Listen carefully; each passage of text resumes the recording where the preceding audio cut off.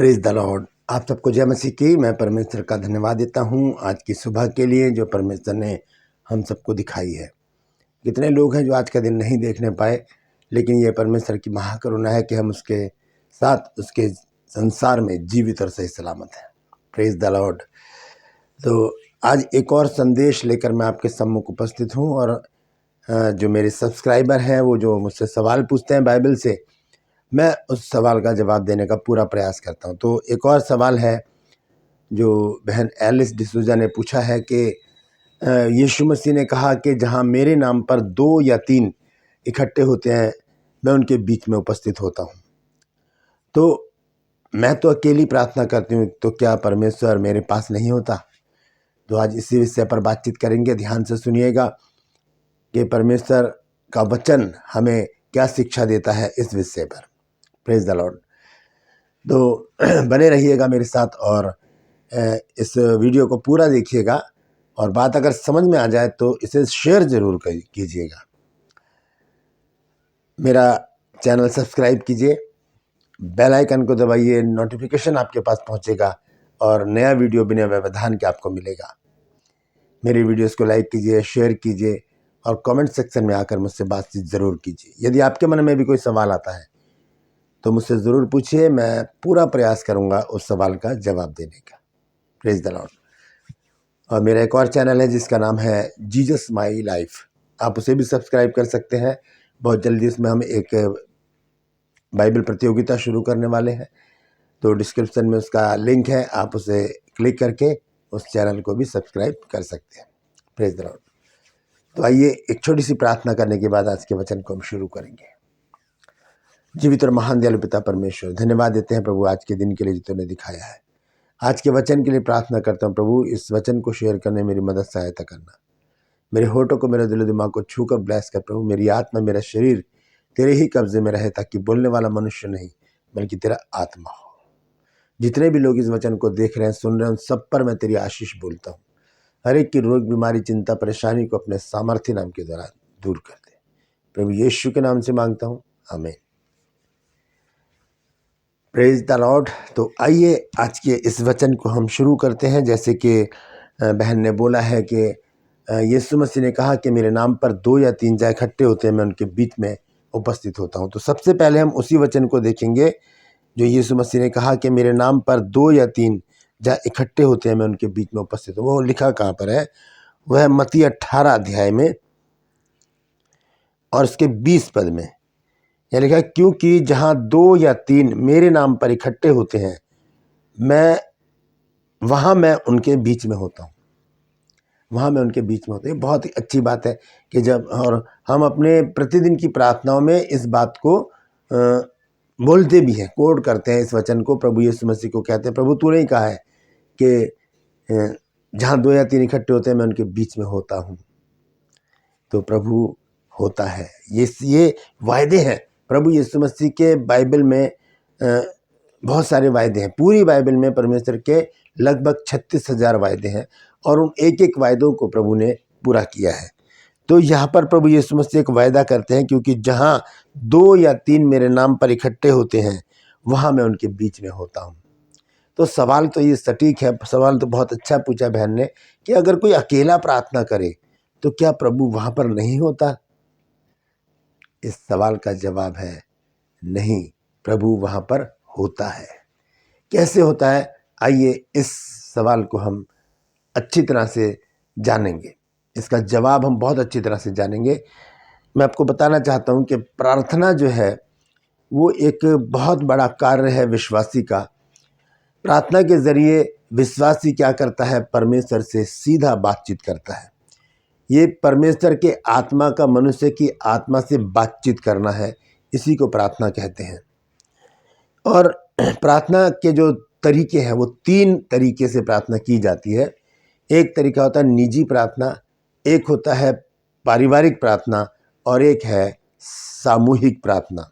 निजी प्रार्थना यानी कि अकेले प्रार्थना, पारिवारिक मतलब परिवार के साथ प्रार्थना करना, और सामूहिक प्रार्थना यानी कि पूरी कांग्रीगेशन के साथ या चर्च के साथ मीटिंग में कहीं पर भी हम जाते हैं तो बहुत सारे लोग होते हैं, उनके साथ मिलकर प्रार्थना करना।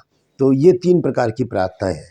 तो तीनों जगह प्रभु कैसे मौजूद होता है, आइए इस विषय को हम बाइबल से जानेंगे। सबसे पहले हम देखेंगे सामूहिक प्रार्थना के बारे में। सामूहिक जो प्रार्थना होती है उसका असर कितना ज़बरदस्त होता है, आइए देखेंगे। हम देखेंगे प्रेरितों के काम 12 अध्याय और उसका 5 पद। यहाँ पर हम देखते हैं कि फरीसियों ने, यहूदियों ने क्या किया, पतरस को पकड़कर जेल खाने में डाल दिया और 4-4 पहरों में, 4-4 सिपाहियों के 4 पहरों में रखा उसको, 2 सिपाही उसके साथ थे, यानी कि 18 सिपाहियों के पहरे में पतरस जो था वो बंदी गृह में पड़ा हुआ था।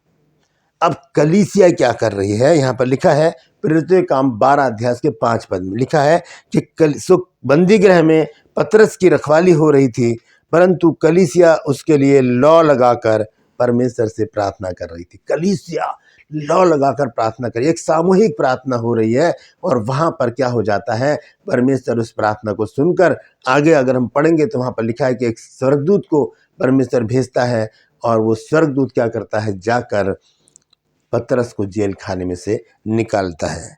आइए आगे थोड़ा सा पढ़ के मैं बता देता हूँ।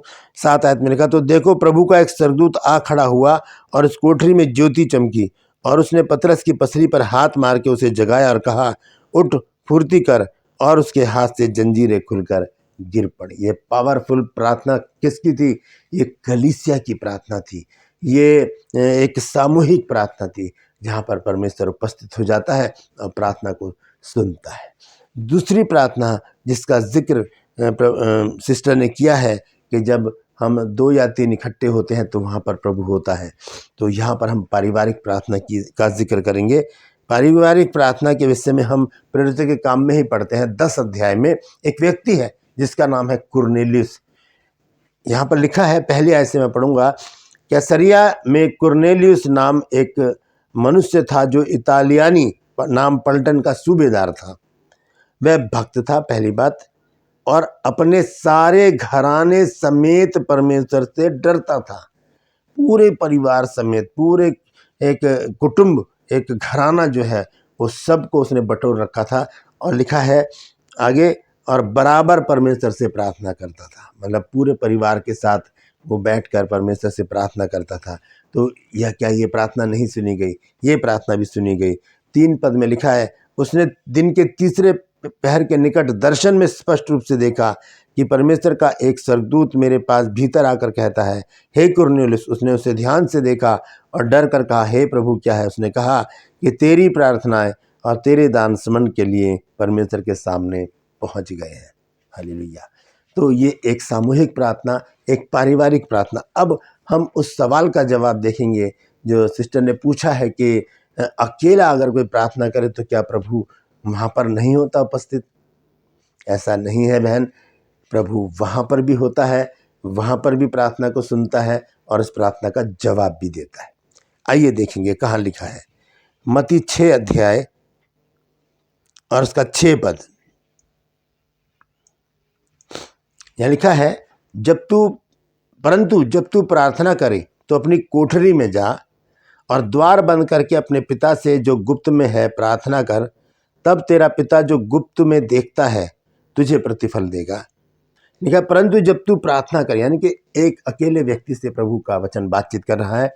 वो कहता है कि जब तू प्रार्थना करे तो अपनी कोठरी में जा, अकेले, द्वार बंद कर, अकेले, अपने पिता से गुप्त में प्रार्थना कर, अकेले, तब तेरा पिता जो गुप्त में देखता है वो तुझे प्रतिफल देगा।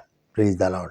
तो बहन, ये है इस सवाल का जवाब जो आपने पूछा है, क्या अकेले कोई प्रार्थना करता है तो परमेश्वर क्या नहीं आता? वहाँ पर आता है, वो सुनता है, देखता है, गुप्त में देखता है और उस प्रार्थना का उत्तर जो है वो हाँ और आमीन में देता है। Praise the Lord.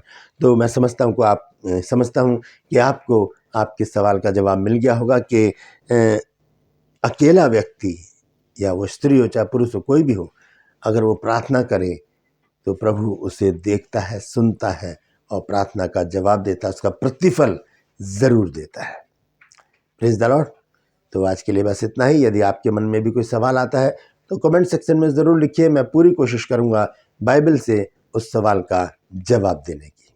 Praise the Lord. परमेश्वर आप सबको आशीष दे। इस वचन को शेयर कीजिए और लोगों तक पहुँचाइए ताकि लोग भी जान सकें कि 2 या 3 के बीच में ही नहीं, हम अकेले भी अगर प्रार्थना करते हैं तो प्रभु हमारे साथ होता है। Praise the Lord. आज के लिए बस इतना ही। अगले वीडियो में एक नए संदेश के साथ आपके सम्मुख फिर उपस्थित होऊंगा। तब तक मुझे इजाज़त दीजिए और अपना ख्याल रखिए। Praise the Lord.